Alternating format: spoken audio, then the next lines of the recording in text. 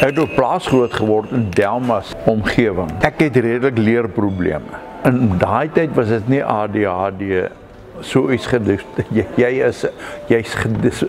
Jy droom. Ek het geen liefde vir die Engelse gehad nie, want beide my oupas was oudstryders in deurbuiters van die Boereoorlog. So ek het daai stories geweldig by hulle gehoor en oor hulle geloof en hulle geloofspad daarmee saam. Omdat ons baie konservatief groot geword het 'n mens gedink aan dat daar politieke oplossings en so aan sal wees vir ons land. Wat ek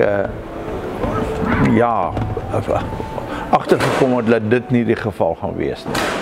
Ek dink dat ons maar oplossings op ons knieë en geestelik sal moet bewerk as wat dit polities gaan wees.